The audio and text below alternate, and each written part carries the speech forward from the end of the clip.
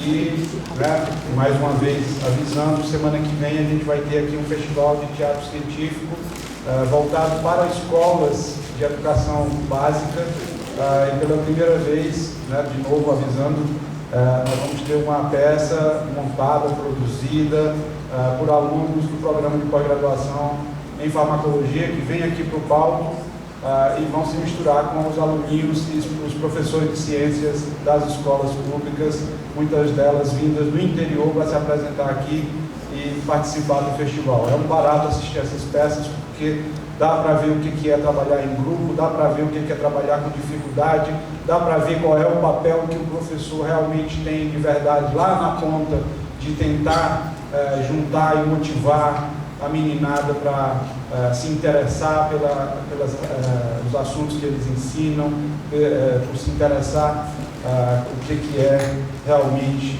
né, as vantagens que a ciência tem. Uma dessas pessoas que trabalha muito com isso também é o nosso próximo palestrante, é o professor Siddhartha Ribeiro. É uma pessoa que trabalha aqui no nosso estado vizinho, mas que tem também atuações fantásticas nesse aspecto de divulgação científica, de trabalhar. Já fui conhecer em loco isso com escolas que não fazem parte, obviamente, das ações diretas da universidade, mas ele vai lá buscar essa interação. E o professor Siddhartha não veio aqui para falar sobre isso, mas veio para falar sobre um tema que é bastante instigante, que é uma pergunta que eu fiz diretamente a ele. Cannabis sativa na prateleira é possível? Isso é um aspecto que, do ponto de vista científico, tem um potencial interesse, mas por outro, um potencial imenso de crescimento, mas por outro lado ele é amarrado também em umas discussões sociais que eu acho que dificilmente serão descoladas dessas discussões ao longo do amadurecimento desse tema. O professor Siddhartha é professor titular de neurociências, vou ler aqui um pouquinho do que ele colocou no currículo dele. Professor titular de neurociências e vice-diretor do Instituto do Cérebro da Universidade Federal do Rio Grande do Norte. Ele é bacharel em Ciências Biológicas pela Universidade de Brasília, mestre em Biofísica pela Universidade Federal do Rio de Janeiro, doutor em Comportamento Animal pela Universidade Rockefeller, com pós-doutorado em Neurofisiologia pela Universidade de Duke, todas nos Estados Unidos. Tem experiência nas áreas de neuroetologia, neurobiologia molecular e neurofisiologia de sistemas, atuando principalmente em temas como sono, sonho e memória, plasticidade neuronal, comunicação vocal, competência simbólica em animais, psiquiatria computacional, neuroeducação, psicodélicos e políticas de drogas. E é esse o tema que ele vem comentar com a gente aqui. E mais importante que isso, ele é uma pessoa que tem um amplo conhecimento e uma pessoa, aproveitem a presença dele aqui para explorá-lo ao máximo. Professor Siddhartha, seja bem-vindo.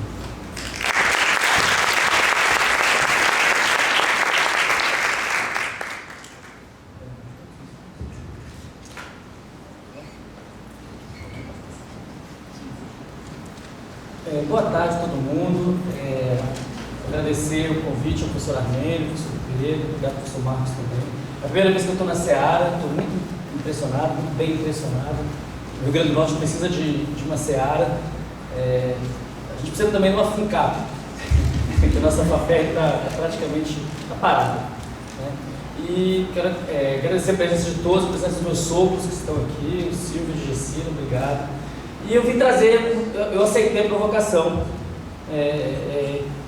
que esse título encerra, né? Cannabis sativa na prateleira, é possível? Então eu acho que o tom dessa palestra é a gente chegar a um denominador comum para dar uma resposta a essa pergunta. Será que é possível? Eu queria saber aqui, antes da palestra, quem acha que é possível, por favor, levanta a mão. Bem alto, só para eu ver. Então a maioria já está convencida. Então não precisa, né? Quem acha que não é possível, por favor, levanta a mão. Só para ter uma ideia. Por favor, com coragem. Isso. Bom, acho que a primeira maneira de a gente começar a responder essa pergunta é saber o que hoje a legislação brasileira permite. Então, hoje no Brasil, é possível importar produtos à base de canabidiol, que é uma das centenas de componentes da maconha, e também o THC, por pessoa física para uso próprio com finalidade terapêutica. Também é possível prescrever produtos à base de CBD e THC a serem importados. Também é possível prescrever medicamentos registrados na Anvisa que contenham substâncias contidas na maconha. E é possível, isso é uma coisa importante que os médicos saibam, os médicos sabem, na verdade, os pacientes precisam dizer isso aos seus médicos, é que os médicos têm o direito de fazer uso compassivo de qualquer remédio, desde que eles considerem que a situação do paciente é uma situação grave o suficiente, né? É muito, por exemplo, no caso do autismo, em que as alternativas são ruins ou inexistentes, né? Bom, essas são as especialidades médicas que hoje em dia são reconhecidas, fonte da Anvisa, como que podem prescrever medicamentos à base de canabinoides. Vai de acupuntura à ortopedia. Não tem nada que não esteja aí. Então qualquer médico pode sim prescrever substâncias canabinoides. E aí eu poderia encerrar, talvez, a primeira parte da palestra.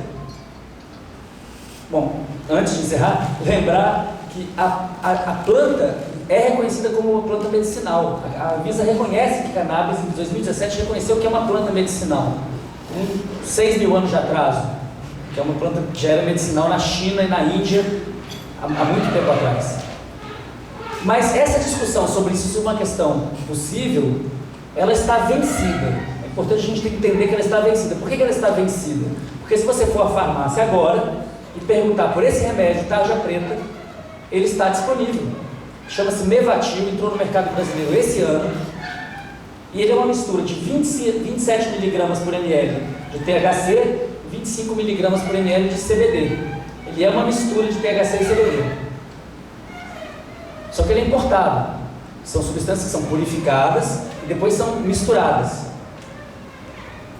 E é por isso que ele custa R$ 2.854 por 30 ml. Então, quem fizer um tratamento, digamos, uma posologia padrão, que consuma 30 ml por mês, o que é bastante comum numa epilepsia, o que é bastante comum em outras aplicações, a pessoa vai ter que despender R$ 2.800 por mês. Então, a pergunta se é possível? Sim, é possível, tanto é possível que já está na farmácia. Só que não é acessível. Ou seja, não é possível na prática para o povo brasileiro. É possível para quem tem muito dinheiro. Eu vou argumentar aqui, e aí eu vou além da maconha, que a própria política de drogas que se pratica no Brasil hoje é completamente irracional e não tem base científica. E a gente tem que entender isso para que o debate não seja um debate apaixonado e violento, mas que seja um debate tranquilo, irracional e científico. Isso aqui é um ranking amplamente aceito do risco que diferentes substâncias podem promover para o indivíduo. Existem 2 rankings principais, eles concordam em quase tudo. Eu estou mostrando o primeiro deles, que foi o do David Nutt, esse pesquisador aqui. Aqui foi estimado, foram vários especialistas estimando o dano das substâncias ao indivíduo, que está marcado em azul, ao usuário. Então, problemas do fígado, problemas respiratórios, problemas vários que as substâncias podem causar, dependência. E em vermelho, o dano para os outros, quer dizer, danos que uma pessoa que faça uso de uma substância pode eventualmente gerar para outros. A substância que está mais alta nesse ranking é o álcool. A segunda substância é a heroína. A terceira substância é o crack e cocaína. Depois a metanfetamina, depois a cocaína pura.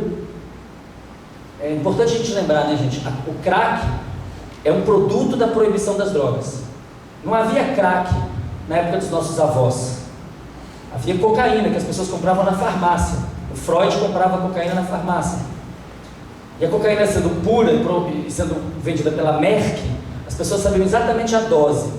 E, portanto, havia muito menos overdose. A maior parte das pessoas que morrem por overdose é porque não conhecem a dose. Acho que na farmacologia, falar isso é chover no molhado, né? Mas é a situação real de quem faz uso de substância ilícita. Não tem como saber a dose. Ninguém sabe o que está, na verdade, ingerindo. Então o crack é um subproduto da proibição das drogas, porque no momento que a cocaína ficou muito difícil de ser produzida, as pessoas começaram a vender a pasta base da cocaína, com todos os solventes orgânicos que tem ali. Então, para a gente entender que a proibição, quando você proíbe uma coisa, isso não quer dizer que aquela coisa não vai acontecer. O que isso quer dizer é que aquilo vai acontecer fora da sua vista. Qualquer pai ou mãe que tem filhos adolescentes sabe do que eu estou falando. Proíba seus filhos de fazerem sexo, por exemplo. O sexo vai parar de acontecer? Não, ele vai parar de acontecer você vai parar de ter acesso a essa informação. Bom, se a gente olhar aqui, as substâncias que são mais seguras são as substâncias que agem no receptor da serotonina. LSD, as substâncias que estão nos cogumelos mágicos, a psilocibina, a psilocina, são substâncias que hoje em dia são proibidas e, no entanto, têm um potencial danoso muito menor do que, por exemplo, o tabaco ou do que, por exemplo, o álcool. Vejam, eu não estou argumentando que a gente deva proibir as substâncias que estão aqui. Eu estou apenas tentando convencer todo mundo de que nosso sistema de regulação está completamente descolado dos danos que efetivamente as substâncias podem promover. Então a cannabis está aqui no meio, ó. Ela é uma substância proscrita, que no entanto é muito menos danosa que, por exemplo, o tabaco ou o próprio álcool. É uma substância que vem de uma planta, as substâncias canabinoides vêm de uma planta, que foi cultivada em torno do Himalaia, tanto ao norte, na Sibéria, até chegar à Sibéria, quanto ao sul, na Índia, oeste, leste, no Afeganistão, na China, todos esses lugares houve cultivo de cânhamo. O cânhamo cultivado, o nome de cânhamo cultivado é cannabis sativa. Sativa é cultivada, né? Então é importante a gente entender que essa planta não estava lá há 5.000 anos pronta para o nosso uso, assim como não tinha as maçãs maravilhosas que tem hoje em dia, ou as bananas maravilhosas, ou qualquer vegetal que a gente encontra no supermercado.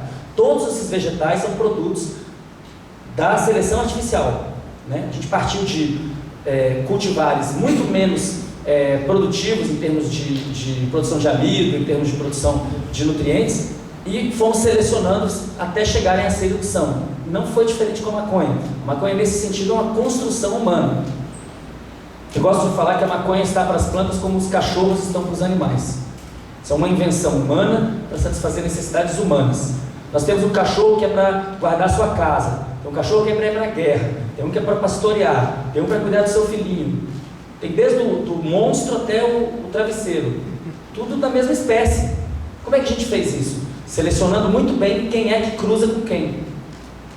A mesma coisa foi feita para a cannabis. Existe cannabis para a pessoa ficar acordada, existe cannabis para a pessoa dormir, existe cannabis para a mulher parir, existe cannabis para a mulher namorar, o homem, existe cannabis para ler, existe cannabis para todo tipo. Por quê? Porque os constituintes da cannabis são completamente diferentes. As duas substâncias que eu mencionei até agora, THC e CBD, têm efeitos quase que contrários. Então, quando a gente fala, um cachorro me mordeu, você pergunta, qual cachorro? Foi um dog alemão ou foi um chihuahua? É bem diferente. A mesma coisa vale para a maconha. Quando, muitas vezes, a maconha hoje, na medicina, fora do Brasil, no primeiro mundo, é uma revolução. É a revolução do século XXI. A medicina do século XXI vai ser fortemente, já vem sendo fortemente baseada no sistema canabinoide, que a gente nem sabia que existia até uns 20 anos atrás. No Brasil, uma certa medicina, sobretudo uma certa psiquiatria, continua dizendo que isso aqui é uma droga do demônio. E dizendo que ainda não se conhece os benefícios terapêuticos. Quando eles querem, na verdade, dizer, nós não conhecemos o benefício terapêutico. Então vejam, em 1500 a.C., o papiro de Ebers, no Egito Antigo, já falava do uso da maconha para conter inflamações. Várias substâncias canabinoides são anti-inflamatórias, várias. Então não tem novidade nenhuma aqui. A gente tem que procurar as razões econômicas e sociais da proibição da maconha, não as razões biomédicas. O letal da maconha, gente? Não tem. Para você matar uma pessoa com maconha, você tem que jogar um tijolo de maconha na cabeça dela. Não tem como uma pessoa ingerir uma quantidade suficiente de canabinoides para virar óbito. Agora, você entra na farmácia de olho fechado, escolhe qualquer coisa e toma 10 vezes a dose daquilo ali, a sua chance de ir para a UTI é enorme. Então a gente tem que entender que o pânico que as pessoas têm da maconha, qualquer pessoa ali fora, se a gente perguntar na rua, o que faz com o maconheiro? Vai falar que é para matar, né? Ou prende ou mata. Esse pânico, ele é um pânico moral, ele não é um pânico científico. Ele diz respeito à maneira como ela foi aviltada nos últimos 70 anos. Bom, é óbvio que se uma substância, aí falar isso para farmacologia é chovendo molhado, né mesmo? É óbvio que se uma substância tem efeitos no corpo, é porque existe um sistema que reconhece aquela substância, que a gente chama de um receptor, né? Então, para dar um exemplo daqui do THC, que eu já falei, o canabidiol, o canabinol e muitos outros canabinoides, tem mais de 100 canabinoides, tem um monte de terpenos, tem um monte de fenóis. Esses, em particular, agem nos receptores que a gente chama de CB1 e CB2. O primeiro receptor é o CB1, que é principalmente no sistema nervoso, mas não apenas, e o CB2, que é principalmente no sistema imune, mas não apenas. Hoje a gente sabe que essas substâncias podem se ligar a dezenas de receptores e ter efeitos em dezenas de receptores dependendo das concentrações.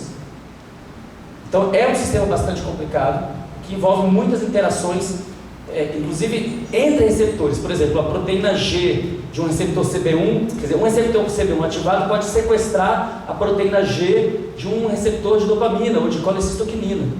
Então existem interações cruzadas do sistema canabinóide com outros sistemas que a gente mal começou a conhecer. Para quem não é da farmacologia, né, isso basicamente é um receptor que tem uma porção dentro da célula que está a membrana celular, do lado de fora e do lado de dentro, e esse sistema de proteínas que podem se aglomerar ou se separar permite uma sinalização intracelular. Isso aqui é um dado em macaco, não é em gente, mas mostrando a distribuição de receptores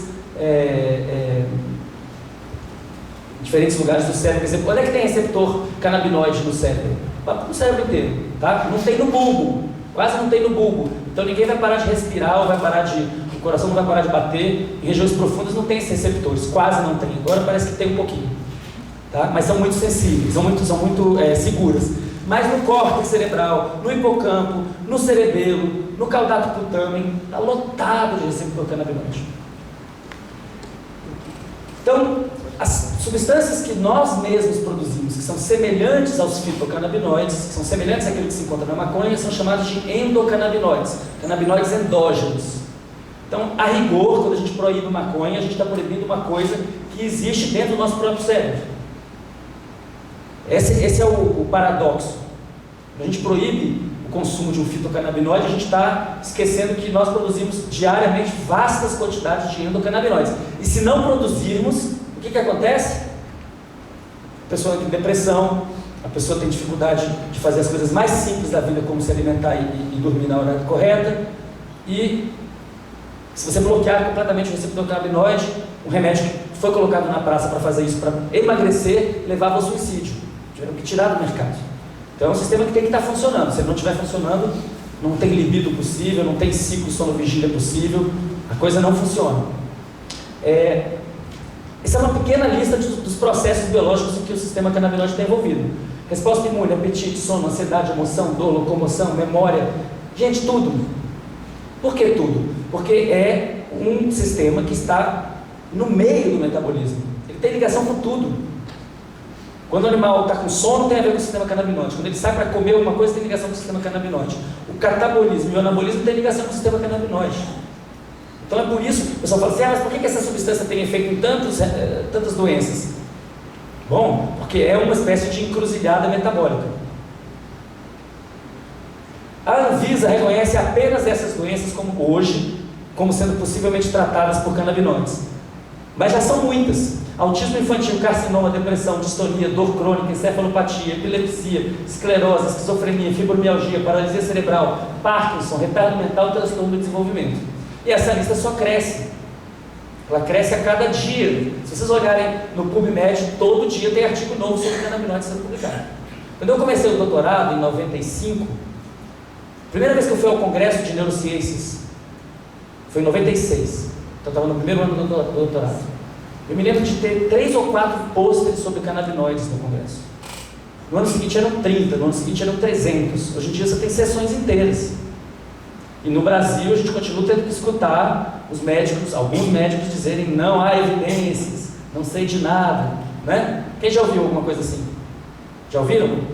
É comum. E não é simplesmente falar do THC. O THC é o mais famoso dos compostos, mas tem muitos outros compostos. Aqui é uma lista de substâncias ditas não psicotrópicas, ou seja, elas não provocam barato, não dão viagem, que estão contidas na maconha e que são altamente bioativas, estimula o crescimento de osso, anti-inflamatório, anti-epiléptico, antinociceptivo.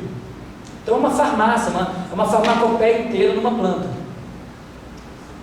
Primeira pergunta então que eu quero fazer é: a maconha faz bem? Será que ela faz bem? Quem conhece esse médico aqui? Dr. Sanjay Gupta. Ele é o médico oficial da CNN. É assim, o Drauzio Varela dos Estados Unidos. Toda vez que tem um assunto médico, ele chama o Sanjay Gupta para dar uma opinião. Há 10 anos atrás, ele fez um especial para a CNN sobre maconha medicinal, onde ele dizia que a maconha medicinal não é uma realidade, que não havia evidências, que não estava na hora, que não se devia mudar nada. 3 ou 4 anos depois, ele publicou,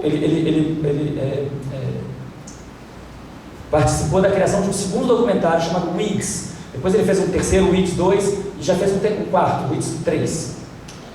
A CNN depois fez vários com outros nomes. Nesse primeiro documentário, Weeds, ele começa pedindo desculpas ao público, falando: olha, quando eu disse que não havia evidências, eu estava enganado, eu errei, a evidência já existia, eu que não conhecia, ou não queria ver, tem que legalizar imediatamente, isso é um remédio importante. E aí ele vai e conta em detalhes a história da Charlotte, uma menina com uma epilepsia congênita, com 300 convulsões por dia, tomando 6 ou 7 remédios antiepilépticos diferentes, ou remédios para evitar os problemas causados pelos remédios antiepilépticos, anticonvulsivantes, e tendo todo tipo de prejuízo cognitivo, praticamente, caminho da morte, desenganado, né? E aí ela vai e troca tudo isso pelo óleo de cannabis com alto teor de canabidiol. E aí essa menina se recupera, essa menina começa a andar de bicicleta, ir para a escola, conhecer as pessoas, aprender a falar direito. E ele conta essa história nesse documentário, e isso causa uma mudança na opinião pública muito grande nos Estados Unidos. Hoje, a última pesquisa que saiu, tem 65% de pessoas a favor de legalizar maconha nos Estados Unidos. É por isso que tem 30 estados americanos em que se permite cannabis medicinal, e, se não me engano, nesse momento 6 estados que permitem qualquer uso. Colorado, Califórnia, só a Califórnia, gente. Só a Califórnia é como se fosse a Alemanha. É um mercado inteiro gigantesco. Qualquer pessoa vai na internet, compra pela internet o que quiser, chega na porta de casa, paga no cartão de crédito. E a gente aqui vendo a polícia subir o morro para matar a gente que está querendo usar ou vender maconha. Então é um negócio bem absurdo o que está acontecendo. Tem várias doenças que são tratáveis por canabinoides ou pela própria maconha. Algumas delas estão relacionadas ao excesso ou a uma inadequação de sincronização neuronal, quer dizer, neurônios que estão demasiadamente sincrônicos, que se ativam conjuntamente de uma maneira excessiva ou de uma maneira patológica. Isso é o caso da epilepsia, esse é o caso do mal de Parkinson, da síndrome de Tourette, dores crônicas e neuropáticas, tem a ver com esse tipo de fenômeno. Para todos esses fenômenos, os canabinoides são eficazes, né? E não se trata de um conhecimento recente.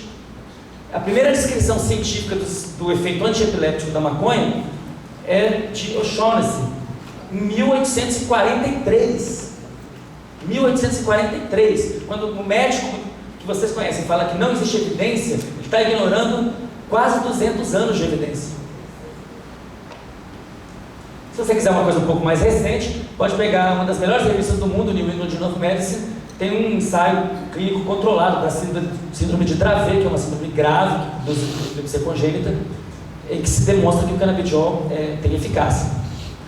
Muito recentemente, há 2 semanas atrás, saiu o primeiro estudo desse tipo, ensaio clínico para epilepsia e Dravet, não utilizando uma substância pura, mas utilizando um extrato de planta.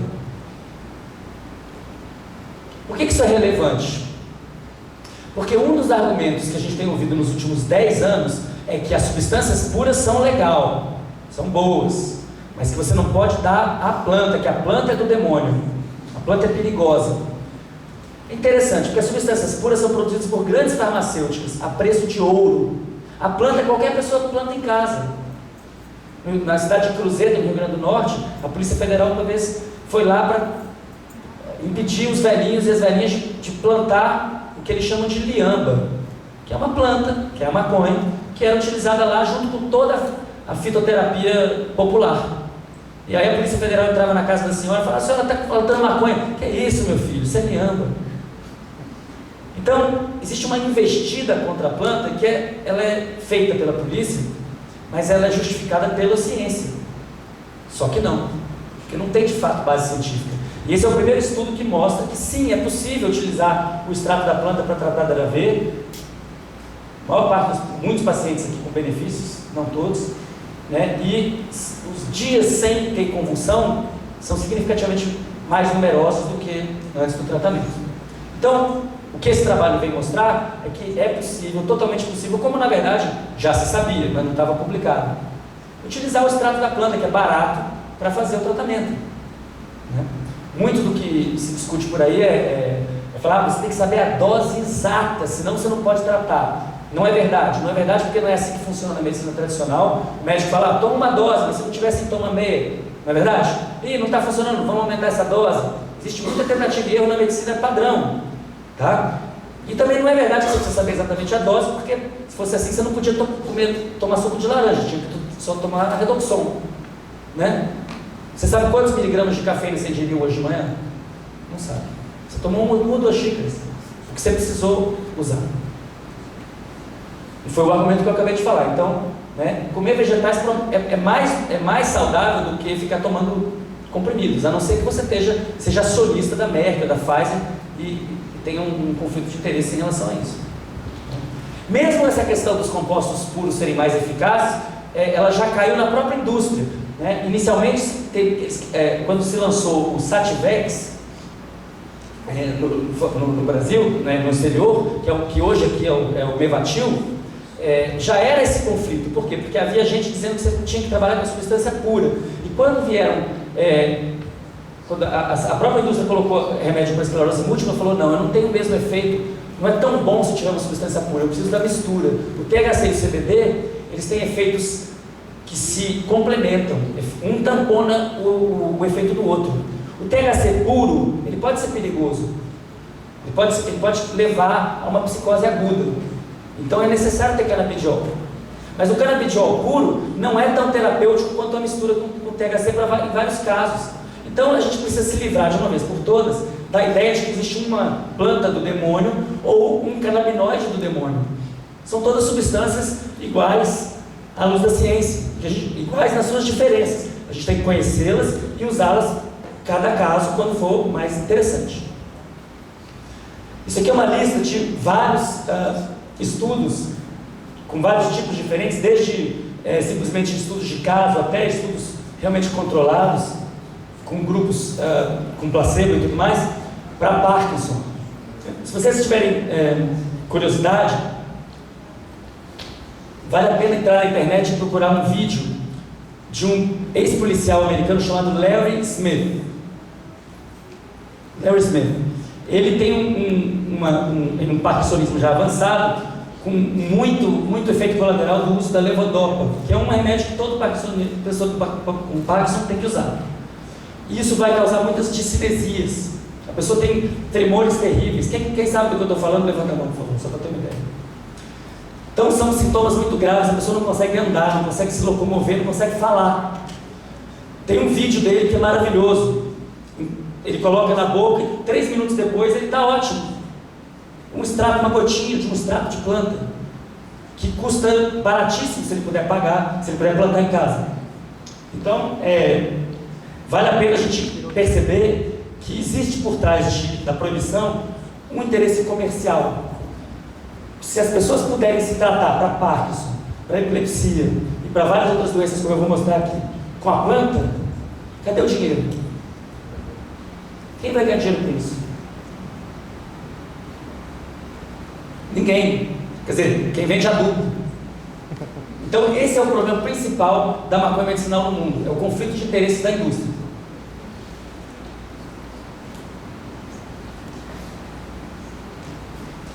Existem outras doenças que estão relacionadas com morte neuronal, redução da produção de novos neurônios, da neurogênese, ou redução do número de sinapses novas. Todas as noites, quando a gente vai dormir, durante o sono de ondas lentas, o cérebro da gente produz uma quantidade incalculável de novas sinapses, de novas conexões. Quando entra no sono REM, 98% dessas conexões são eliminadas. E com esses 2% é que a gente faz aprendizado, que a gente consolida a memória. Quando a gente vai envelhecendo, a produção de novas sinapses vai diminuindo. E essa produção depende dos canabinoides, dos endocannabinoides.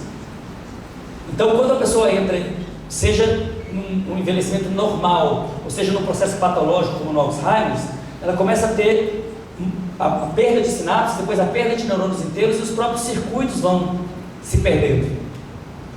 Hoje, muitas dessas pessoas são desenganadas pela medicina tradicional, mas a cannabis é uma real, concreta, e é a ciência mais contemporânea que está sendo feita hoje.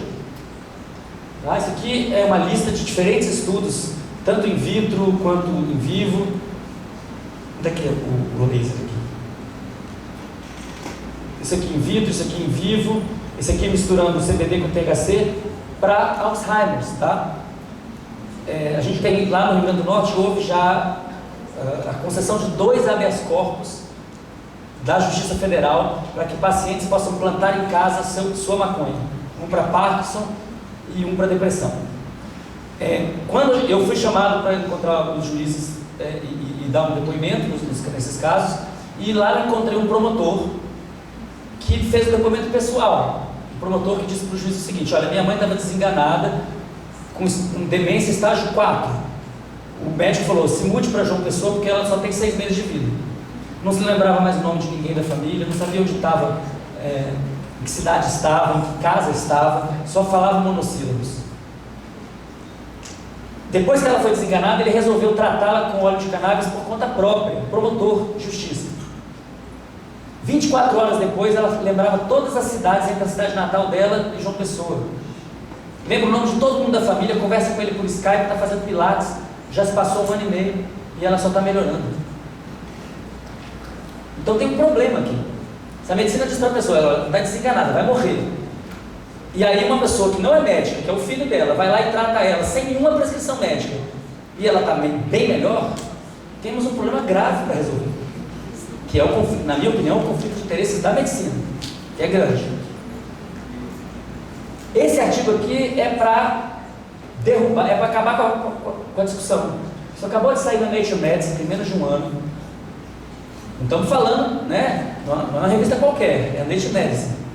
Nesse artigo eles mostram o seguinte: você trata os camundongos por 28 dias com THC ou com salina, e depois faz uma série de testes comportamentais com eles. Os camundongos jovens, os adolescentes, eles vão melhor na tarefa com salina do que com THC. Quer dizer, o THC faz eles ficarem meio bobos. Com os adultos e com os velhos é o contrário. Eles vão bem melhor quando pré-tratados com THC do que quando tratados com salina. Se isso aqui não se chamasse THC, se tivesse um nome XYZ2223, todo geriatra estava passando isso aqui sem esperar ensaio clínico, inclusive, usando o uso compassivo. Estou falando besteira? É verdade. Por que as pessoas não sabem disso? Porque existe conflito de interesse. Esse aqui é o problema. Vejam, aqui é o THC, que é aquele que querem demonizar. Quem que não quer ficar mais esperto na terceira idade? Quem que não quer mais sinapse? Isso tem a ver com depressão, gente. Quando você não tem sinapse nova, você não tem como codificar o novo. Se você não tem como codificar o que vai aparecer de novo, você só pode ruminar o passado. A depressão, basicamente, ela é definida como uma ruminação do passado negativo. Então, você pega uma pessoa que está deprimida, que só pensa no que passou e que deu errado, e coloca mais sinapse para ela. Ela vai começar a se preocupar com o novo, com o que está vindo. Isso é a definição de não estar deprimido. Então, isso aqui é de interesse, isso é da saúde pública mesmo. É muito importante a gente se conscientizar disso, porque a gente não está mais falando de opinião, a gente está falando de um monte de evidências. Evidências que hoje, na medicina do Brasil, aparentemente não chegaram, as pessoas não sabem, não estão informadas. Outra coisa que é importantíssima a gente dizer, a maconha é fundamental para o tratamento do câncer. Não apenas, a gente já sabia disso há 20 anos ou mais, para tratar os sintomas causados pela terapia oncológica. Porque é muito difícil aguentar a quimioterapia ou a radioterapia com bom humor, sem medo, sem ansiedade, com sono adequado e se alimentando. É praticamente impossível. As pessoas perdem o apetite, ficam nauseadas, entram em pânico. Quem conhece um caso desse? Ou eu estou falando besteira? Não é assim que funciona? Pois a qualidade de vida do paciente oncológico muda completamente quando tem cannabis na história. O apetite é enorme, o sono é regular, não tem ansiedade, muito menos dores, acorda de manhã se sentindo bem. Eu ouvi isso de dezenas de pacientes. Então, só por isso a maconha já deveria ter um lugar de honra na terapia oncológica. O que nós não sabíamos até 5 anos atrás, agora estamos descobrindo, é que ela também atua, os canabinoides também atuam diretamente contra os tumores. Isso aqui é uma revisão do ano passado, 18 artigos publicados sobre glioma, câncer de seio, pulmão, colo, fígado, etc. A lista só cresce. E o que é mais importante, os efeitos são complementares aos efeitos da terapia tradicional. Então, por exemplo, no caso da radioterapia, existe uma potencialização dos efeitos da radioterapia. Olha esse estudo, que maravilha. É um modelo de glioma, que é uma coisa muito grave. Quando ele é não tratado, depois de 21 dias, o volume chega aqui a quase 60 milímetros cúbicos. Quer dizer, o tumor cresceu. Quando ele é tratado com canabinoides, ele cresce menos, ele fica mais ou menos na metade, mas ainda cresce, só o canabinoide não resolve. Quando é tratado com irradiação, no começo ele parece que não vai crescer muito e no final cresce. Vocês devem conhecer algum caso assim, que no começo deu certo e depois deu errado. Olha o que acontece quando você combina irradiação e canabinoides. O tumor não cresce. Gente, esse paper é de 2014. As pessoas não podem ficar esperando todo o sistema médico se convencer sem ler. Isso é verdade. Então, quem está mudando a cabeça dos médicos são os pacientes. Os pacientes estão descobrindo o tratamento, estão indo atrás dos seus médicos e falam: por que o senhor não me prescreve isso aqui? É isso que está acontecendo. Veja, a gente tem que olhar para os países que são mais avançados. Israel foi o país que descobriu as funções psicoativas do THC, Mechula, em 1964. Em 89 descobriram o primeiro receptor canabinoide. Em 92 descobriram o primeiro endocannabinoide, que é a anandamida. Então eles descobriram tudo, né? Digamos assim, as coisas mais importantes foram descobertas israelenses. Em Israel tem 25 mil pessoas hoje se tratando com maconha. Não estou falando de canabinoide purificado, não. Estou falando da flor da maconha. Cheirosa, cheia de terpenos, altamente terapêutica. 25 mil pessoas. Não é um acidente. É uma política de Estado. E a gente aqui, hoje, prestes a entrar numa situação em que a ideia é o quê? Encher as prisões de gente. Essa é a proposta. Agora, olha que interessante. Em Israel tem um cientista chamado David Merry, que fez um instituto chamado Technion. O que ele está tentando fazer nesse instituto é extremamente revolucionário. Por quê? Porque a medicina tem que ser personalizada. O glioma dessa pessoa não é igual ao glioma dessa pessoa, porque são pessoas diferentes. E o glioma dessa pessoa agora não será talvez igual ao glioma dessa pessoa daqui a 10 anos. É completamente diferente, a pessoa está mudando. Então o que eles estão fazendo é o seguinte: eles fazem isso para câncer e para epilepsia. Eles pegam, fazem uma biópsia, tiram as células do paciente, fazem cultura de tecido. Depois, utilizando robôs, eles fazem todas as combinações possíveis dos canabinoides em cultura, para procurar qual é a combinação ideal para esse tumor dessa pessoa nesse momento. E aqui no Brasil a gente está ainda, né, trabalhando com a curva normal. Eu dou um remédio que é bom para 60% das pessoas, e os outros 40%, problema delas. Não é assim? Então a gente realmente precisa acordar. Essa não é uma pauta nem de esquerda nem de direita, ela vai além, porque todo mundo tem medo de morrer.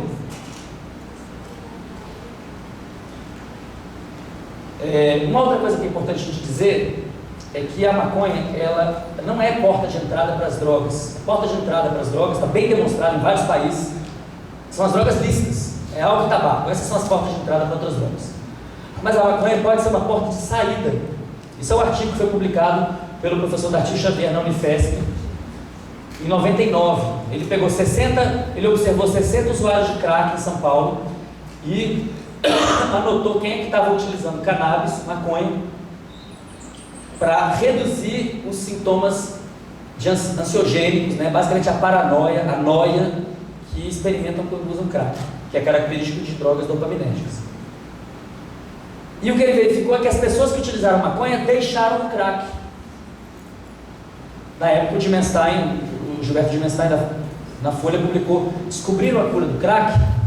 É possível fazer uma substituição? Assim como a gente usa metadona para substituir heroína, a gente pode utilizar maconha para substituir crack? Por que essa pesquisa não foi para a próxima etapa? A próxima etapa seria uma etapa experimental, um grupo controle, placebo, duplo cego. Isso não foi feito porque os colegas do professor Darty disseram para ele que se ele fizesse o experimento, eles iam chamar a polícia para prender ele. Então, dentro da academia, houve o cerceamento da liberdade da pesquisa, que pode ajudar pessoas que de fato hoje são um problema para si e para os outros. Por quê? O pânico moral. Então, é claro que a maconha pode fazer bem. Agora, ela proibida pode fazer muito mal. Por que ela não foi legalizada ainda? Bom, vamos ter claro que o impacto social da proibição é muito grave, né? No México, em 2006, eles resolveram militarizar o combate às drogas. Aquilo que era da atribuição da polícia passou a ser atribuição do exército. Olha o que aconteceu a partir desse momento. Depois da guerra às drogas militarizada em 2006, o número de crimes ligados a drogas aumentou de 14% para 35%. Não era para ter sido o contrário? Se a ideia da repressão é que a repressão vai coibir o comportamento, não tinha que ter caído isso aqui, gente? Inclusive com crimes que não são relacionados a drogas. Por quê? Porque existe um círculo vicioso que une o mercado ilegal de drogas e o mercado ilegal de armas. E toda a corrupção estatal que a gente sabe que existe. Qual é a consequência disso? A consequência disso é você pegar pessoas de 18 anos que estão vendendo um baseado e colocar ela por 4, 5 anos num lugar em que nenhum de nós sairia intacto. Nenhum de nós passaria por uma prisão brasileira típica. Primeiro, quando chega no primeiro dia, a pessoa tem que escolher a qual facção ela pertence. A pessoa não tem a opção de falar: eu não pertenço a facção nenhuma. Se ela quiser sobreviver, ela vai ter que escolher um lado. Então ela se torna muito mais criminosa no dia 1. Depois que foi aprovada a lei de drogas no Brasil em 2006, a lei 11.343, do governo Lula, as coisas pioraram muito. A lei foi feita com boas intenções. Por quê? Porque ela separa usuário de traficante. Mas essas boas intenções são muito míopes. Por quê? Em primeiro lugar, porque essa separação é arbitrária. O menino que está vendendo 2 baseados, eu vou tratar ele como um narcotraficante hediondo? É isso?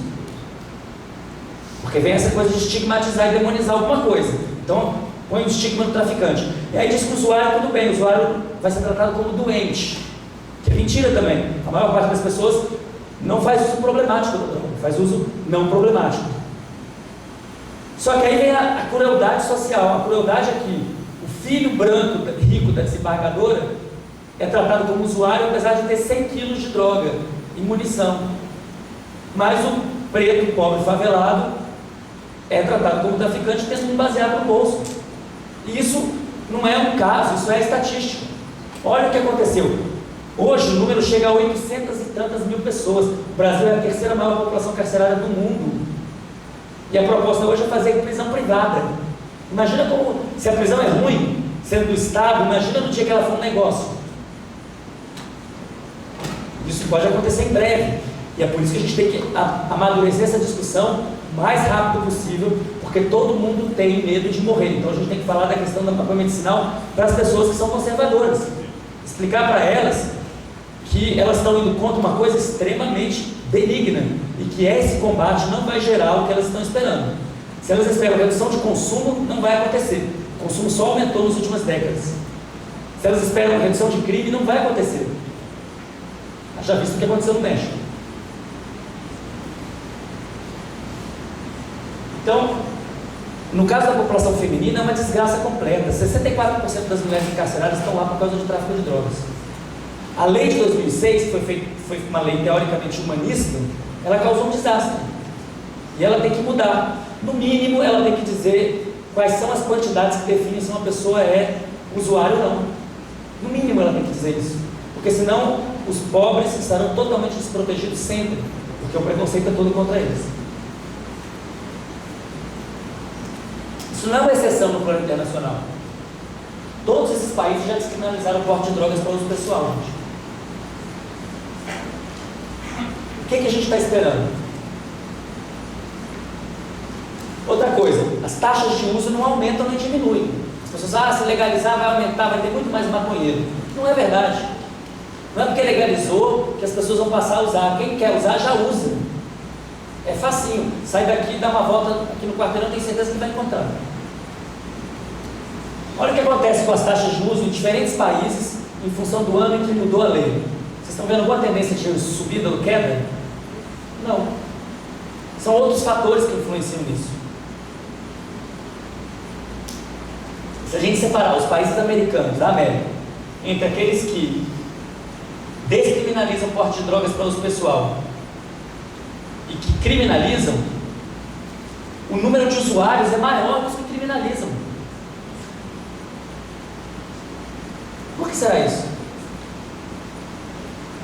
Isso provavelmente tem a ver, não sabemos ao certo, então é só um dado, né? Mas provavelmente tem a ver com o fato de que as pessoas procuram o que é proibido. As pessoas querem a transgressão. A transgressão faz parte do espírito humano, sobretudo na juventude. Quando aquela coisa é legalizada, tem muito menos glamour. Bom, já falei que não haveria crack se não fosse a guerra às drogas. Tem uma outra coisa muito perigosa, que são os canabinoides sintéticos. Então, os canabinoides da planta foram proibidos. E aí as indústrias começaram a produzir canabinoides sintéticos que não estavam dentro da lei e, portanto, eram legais. E até hoje vários deles são legais. Por exemplo, Spice. Só que esses canabinoides sintéticos não foram testados por 6.000 anos. Eles foram inventados ontem e muitas vezes são perigosos e levam a óbito. Eles têm dose letal conhecida. Então, a loucura é tanta que a gente proíbe o que é seguro e legaliza o que não é seguro. E tem conflito de interesse. Porque quando ele é sintético, não é plantado em casa. Bom, esse ano, em julho, a gente fez a reunião número 70 da Sociedade Brasileira do Progresso da Ciência, da qual hoje eu sou um dos diretores. E eu propus uma moção, e ela foi aprovada por unanimidade na Assembleia. Todos estavam presentes nessa Assembleia, todos, sem exceção, votaram a favor de uma moção pela legalização e regulamentação de todas as drogas. A única postura científica razoável. Por quê? Porque as drogas são diferentes, tem que regulamentar cada uma de acordo com a sua especificidade. Mas não dá para tratar nenhuma como sendo do demônio. Se fosse assim, a gente não vendia veneno de rato. Tá? Então a gente tem que tirar da nossa cabeça uma coisa que foi inculcada por 70 anos, que a maconha e a cocaína são do demônio e tudo mais é maravilhoso. Isso não é verdade. A gente precisa abrir os olhos para essa questão. O fim da proibição vai trazer uma série de mudanças que precisam ser com as quais a gente precisa lidar bem. Mesmo assim, eu me arrisco a dizer que, independente do modelo que seja feito, é melhor acabar com essa proibição do que continuar a ter um sistema em que a violência é cometida em nome de defender os usuários. Tá? Agora, o que seria um cenário bom de legalização? Tem que ser um cenário que cuide das pessoas. Hoje, a economia de boa parte das periferias das cidades brasileiras gira em torno de um comércio ilegal. Se esse comércio passar a ser legal, se isso for trazido para a luz da economia formal, a gente vai pegar todas essas pessoas e vai chutar elas para fora da economia, ou elas vão ser integradas nessa economia? O modelo que a gente está pensando é o modelo do Uruguai, em que o Estado controla, ou o modelo do Colorado, em que o capital controla?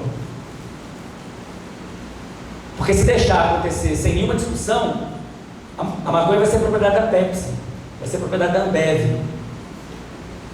E as comunidades periféricas vão continuar estigmatizadas e sem nenhum tipo de alternativa. Então, um modelo que se tem discutido, eu sou da Plataforma Brasileira de Política de Drogas, a gente discute esses modelos, é um modelo de reparação. Há 150 anos, não, há 130 anos foi abolida a escravidão no Brasil, 140 anos. Nunca houve uma reparação.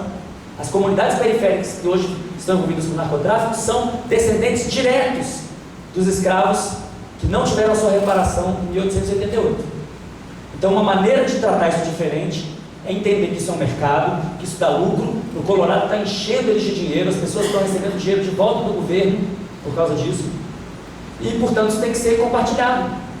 Então, se as pessoas hoje nas favelas do Rio de Janeiro estão envolvidas em vender drogas, elas podem no futuro estar envolvidas em produzir maconha e vender maconha como se faz cerveja artesanal.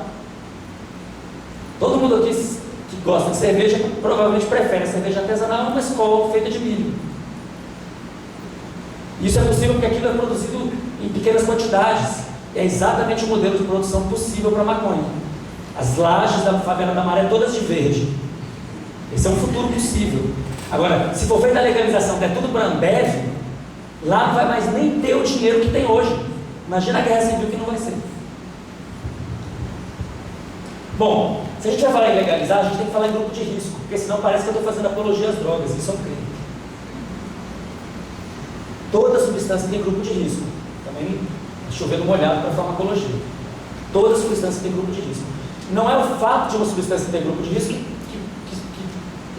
justifique ela ser proibida. Né? Quais são os grupos de risco da maconha? Gestantes e lactantes. Enfim, todo mundo vai defender que gestantes e lactantes se abstenham de qualquer substância psicoativa. Né? Jovens devem ser protegidos do uso precoce e abusivo de maconha. É bem demonstrada a síndrome amotivacional ligada a esse uso precoce e abusivo. Ah, mas eu conheço um rapaz que fumou desde os 12 anos e está tudo bem. Tudo bem, verdade, existem. Mas existe o exemplo contrário fartamente. Então, em média, é preciso proteger os jovens. E a melhor forma de proteger os jovens é explicar para os jovens. É você mostrar esse artigo do Nature Medicine e falar: olha, o camundongo jovem ficou bobão, mas ele, quando ficou adulto, ficou esperto. Espere um pouco. Porque não dá para você dizer para o jovem que aquilo é ruim, que aquilo vai fazer ele se tornar um assassino, que ele vai enlouquecer, porque aí você mente para o jovem, ele descobre que não é verdade, ele nunca mais vai te escutar. Então, mesma questão do sexo. Você pode dizer para o jovem que o sexo é ruim? Você não pode falar isso.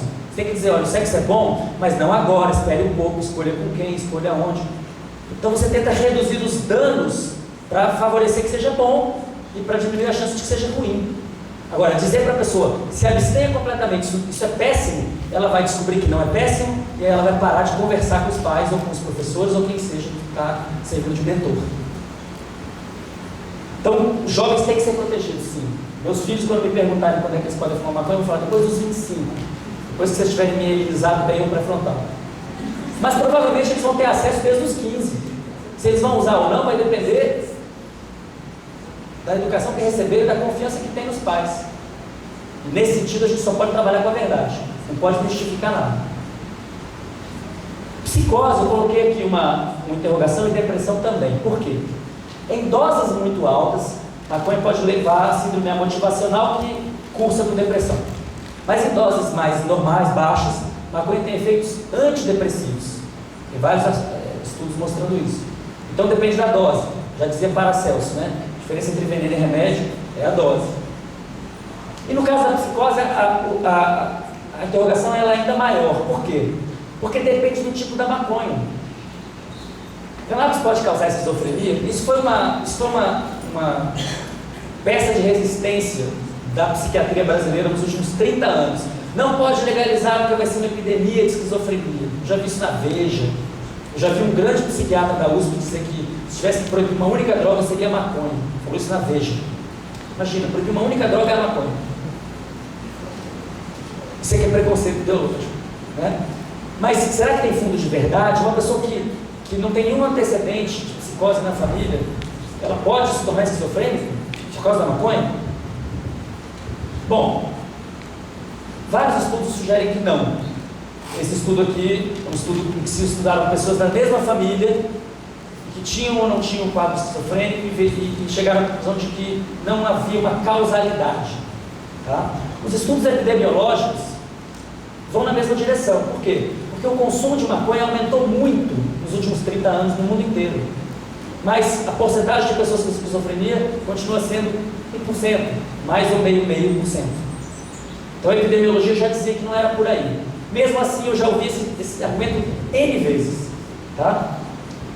Agora, finalmente, saiu esse artigo aqui, tem um mês, com apenas 184.765 pessoas. Só 184 mil pessoas. Tá? É um estudo de associação gênica para esquizofrenia e para uso de cannabis. O que eles descobriram é que a causalidade é na direção reversa. Ou seja, o paciente de esquizofrenia busca cannabis. Mas quem fuma maconha não se torna esquizofrênico, a não ser que faça parte do grupo de risco, 1% da população. Tá? Por que ela busca cannabis, gente? Porque na cannabis tem substâncias antipsicóticas. Isso é trabalho de Ribeirão Preto, trabalho do Zuardi, trabalho do Chico Guimarães, do Ala, do Cripa. Não é? A gente sabe disso no Brasil há 30 anos. O CBD é um potente antipsicótico. Então olha a diferença de diálogo. Meu filho, você não pode fumar maconha porque na nossa família tem casos de esquizofrenia. Tá bom, mamãe. Outro diálogo é assim: meu filho, você não deve fumar essa maconha com muito THC, porque na nossa família tem casos de esquizofrenia. Se você tiver que fumar, fume dessa aqui que tem CBD. É diferente, né? É mais honesto e é mais eficaz. Então toda droga tem grupo de risco. Se a gente for proibir maconha porque tem grupo de risco, a gente tem que proibir o leite, porque tem muita gente que não tem lactase, não produz lactase. A gente tem que proibir o álcool, porque tem gente que não produz álcool desidrogenase. Populações asiáticas, por exemplo, tem deficiência na produção da enzima, bebe um copinho de cerveja e fica louco. Isso não torna a cerveja proibida no Japão, não. O pessoal vai, bebe a noite toda, no dia seguinte, finge que nada aconteceu. Agora, as pessoas ficam sabendo, está escrito lá. Se você tem intolerância à lactose, você olha na lata do leite e fala: isso aqui eu não posso tomar. Mas tem um outro leite que você pode tomar. Estamos falando de direito dos consumidores. As pessoas que têm um polimorfismo valida metionina da catecol metiltransferase na posição 158 não devem fazer uso de maconha. Qual maconha? A que tem THC. Se tiver CBD, pode. Aí a gente começa a ter um debate racional. Quando a gente fala em drogas, geralmente as pessoas pensam que o problema da droga é só a droga. As pessoas falam: bom, o cara usou tal substância, quantos miligramas da substância? Como se os efeitos da droga fossem um produto direto da própria droga. Mas não são. A gente sabe que o efeito da droga no corpo depende de 3 dimensões.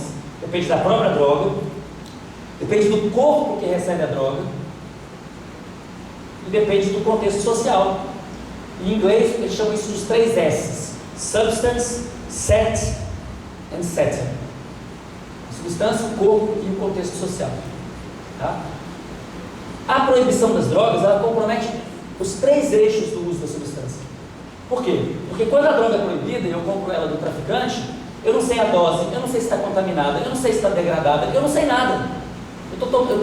É um salto no escuro. Além disso, a pessoa não sabe se pertence a grupo de risco nenhum. Por quê? Porque esse assunto nunca foi discutido, nem na escola, nem em casa, nem entre os amigos. Porque é um assunto tabu.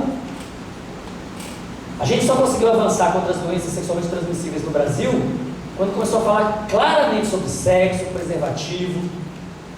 A solução que a Igreja Católica deu nos anos 80 para a epidemia de AIDS foi brutalmente equivocada. O Papa João Paulo II ia na África e falava: para vocês não terem AIDS, vocês têm que parar de transar. Funcionou? Não funcionou. Então a gente não pode ter a gente não pode ser hegeliano, a gente tem que ser marxista, no sentido da praxis. O que funciona? O que funciona é aquilo que as pessoas vão fazer e que você pode reduzir o dano. As pessoas vão transar? Vão transar. Então distribui camisinha para todo mundo. Funcionou. O Brasil é um exemplo. Está deixando de ser agora, mas foi um exemplo nesse assunto. Então, o grupo de risco, para a gente proteger as pessoas que são em grupo de risco, a gente precisa abrir o debate. Em Portugal, que há mais de 15 anos descriminalizou o porte de qualquer substância, até 10 doses, o consumo de drogas pesadas despencou. Por que despencou? Ou heroína, por exemplo. Porque as pessoas já não têm medo de serem presas, elas vão pedir ajuda, elas vão ao agente de saúde pedir, olha, estou com um problema de uso problemático de substância. E ela sabe que vai receber um atendimento médico e não vai ser presa. Então eu preciso desintoxicar o debate. O debate é muito tóxico. Se eu der essa mesma palestra aqui na rodoviária, não sei se eu saio vivo. É sério, gente. Isso é um assunto difícil. Aqui não, mas é difícil lá fora. E a questão da sociedade, quer dizer, se a gente tem uma situação de conflito, uma situação de coerção, né, com a polícia se corrompendo, com tortura, com sequestro, tudo que vocês puderem imaginar tem. Como é possível fazer um uso saudável de uma substância num contexto de violência para a marginalização? Não tem jeito. Então precisa acabar. Quando as pessoas falam, então você é a favor de liberar as drogas? Eu falo, não, eu sou a favor de controlar elas. Liberado já está. A liberação total é hoje. Qualquer criança de 8 anos vai na esquina e compra qualquer coisa. Isso é liberou geral. A gente vai estar numa situação de controle quando elas forem todas regulamentadas. Quando todo mundo que está envolvido na produção delas tiver carteira assinada, previdência sendo paga, impostos sendo recolhidos e direitos do consumidor, controle de qualidade. Quando você compra maconha hoje na Califórnia, você vai lá na internet, escolhe, tem um cardápio incrível, você escolhe o que você quer, 9 da noite, 9 da manhã está na sua porta, paga no cartão de crédito. Você pega lá e fala, ó, tantos por cento de CBD, tantos por cento de THC, em alguns casos, tal terpeno, foi colhido na data tal, pode ser usado até a data tal. Gente, isso é o básico, é o que você quer de uma alface. Olha o tamanho dessa economia que está toda escondida com esse nível de amadorismo, vamos colocar assim. Uma economia que quando o competidor não gosta do outro competidor, ele vai lá e mata o cara. Isso é que é perigoso para o Brasil. A gente está correndo o risco de virar o México. Pode acontecer com o Brasil o que aconteceu com o México, em breve. O Brasil ainda não é um grande produtor de drogas. Ele é só um escoador de drogas. Mas ele pode se tornar. E aí? Qual é a solução? Mas é como você tentar apagar uma fogueira com gasolina. Joga gasolina para ver se apaga. Não vai apagar. Agora, vejam bem, tudo isso só existe, só foram demonizadas certas drogas porque outras foram glorificadas. Porque tem a droga do demônio, então tem que ter a droga do Senhor também. Olha as propagandas que havia nas décadas de 50 e 60 sobre tabaco, gente. Como seu dentista, eu recomendo os cigarros Vice Reis. 20.600 médicos dizem que looks são menos irritantes. Ei, mamãe, tenha certeza de aproveitar o seu Marlboro. Encare os fatos. É melhor usar look do que qualquer outro. Mais doutores fumam Camel do que qualquer outro cigarro. Ninguém resiste. É muita propaganda positiva. O caso do tabaco é exatamente o exemplo bem sucedido que nós temos no Brasil para confrontar os proibicionistas. Por quê? Porque há 15 anos atrás, 45% da população brasileira eram tabagistas. 45%, quase a metade. O pessoal mais velho vai lembrar, né? As pessoas fumavam em aula, as pessoas fumavam dirigindo, as pessoas fumavam dentro do avião, em alguns casos fumavam na sala de cirurgia.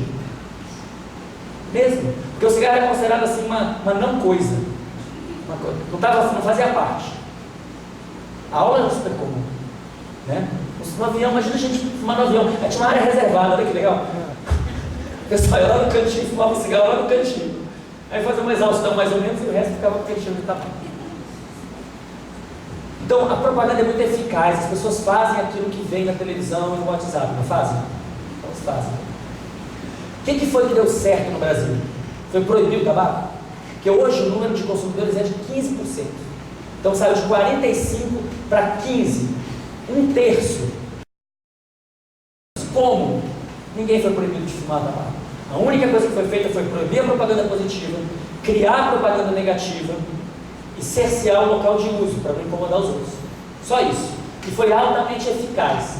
Agora a pergunta que eu vou deixar com vocês é a seguinte: se tivessem proibido o tabaco há 15 anos atrás, tinha alguém subindo do morro para comprar Marlboro? Tinha, gente. Tinha muito mais do que comprar maconha, porque causa muito mais dependência. A dependência da maconha é da ordem de 9%. Ou seja, de cada 100 pessoas que tomam contato com a maconha, 9 se tornam consumidores regulares. Para tabaco, você sabe qual é o número? 50. Para álcool, 30, 35. Então, quer dizer, a gente está proibindo o que é mais suave e está glorificando o que é mais pesado. Olha as propagandas que tem hoje na televisão brasileira, gente. Hoje. Criança assiste desde pequenininha que se você tomar cerveja, você sai com as gatas, vai fazer esportes radicais e ganhar muito dinheiro. Não precisa estar escrito isso. Está simbolizado. Está lá, está na nossa cara. E a gente age como se fosse normal. A gente trata isso como se fosse normal. Eu fui uma vez num negócio em São Paulo, um prêmio triplo, e aí o cara da Ambev ganhou esse prêmio. E aí foi receber isso da mão do Rubens César, que é um sociólogo que está envolvido com a Viva Rio, lá no Rio de Janeiro, uma ONG antiproibicionista.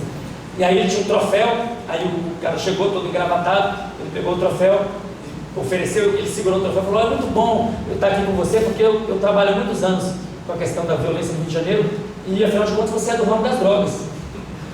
O cara não sabia o que fazer de tanto constrangimento. Ele ficou constrangidíssimo. Por quê? Porque a Ambev não reconhece que vende droga.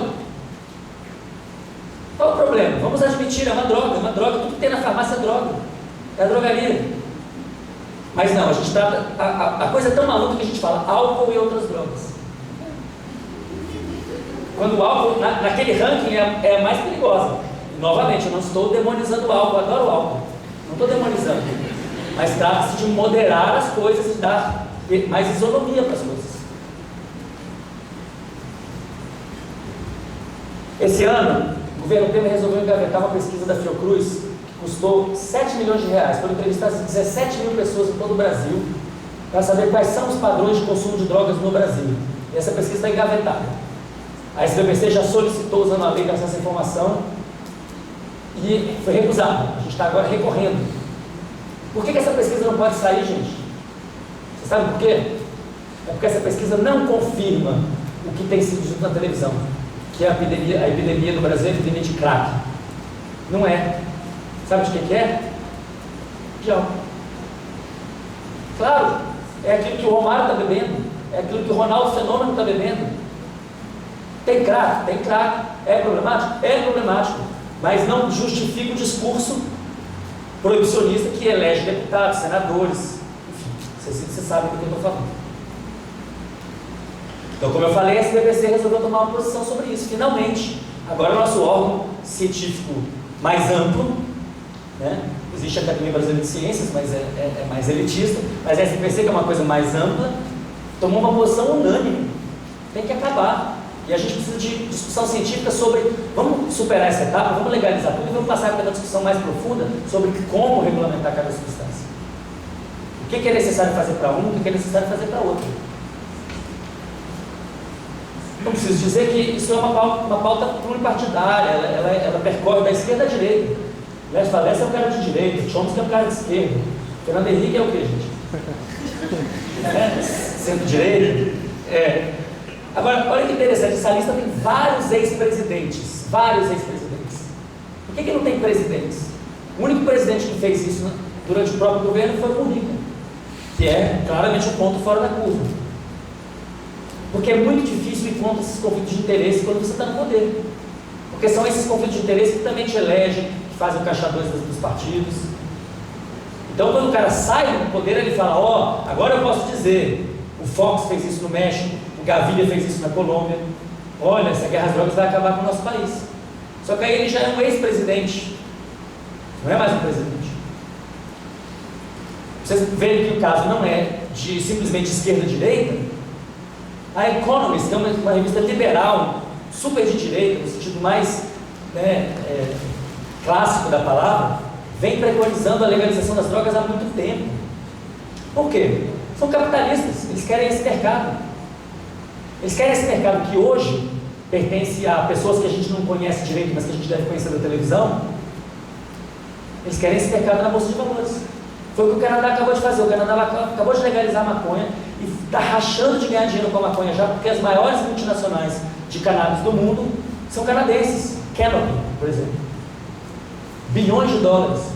O Brasil, pelo contrário, começaram a abrir as empresas em São Paulo, a Entourage, por exemplo, e estão indo embora do Brasil. Por quê? Porque aqui não tem uma legislação clara que dê segurança para o empreendedor.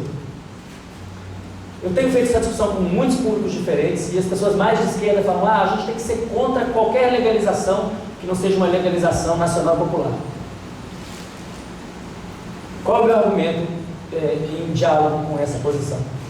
Acho que misturar a luta para legalizar a maconha com a luta contra todo o sistema capitalista é misturar coisas que estão em tempos muito diferentes. Legalizar a maconha é uma coisa que está acontecendo no mundo hoje, mas o capitalismo não está em xeque nesse momento, a não ser pelas suas próprias crises, que ele mesmo cria. Então, impedir que a Ambev venda maconha, eu acho que é impossível. A gente não vai conseguir impedir que eles vendam maconha. A Pepsi vai vender maconha, vai botar maconha na bebida. Já está fazendo isso, canabidiol. Está vindo aí. O que a gente tem que fazer é garantir que as pessoas possam plantar em casa e fazer cooperativas. Por quê? Porque aí você dá uma alternativa que não envolve dinheiro nem lucro, para que as pessoas possam se tratar ou fazer seu uso recreativo, ou religioso, ou o que queiram.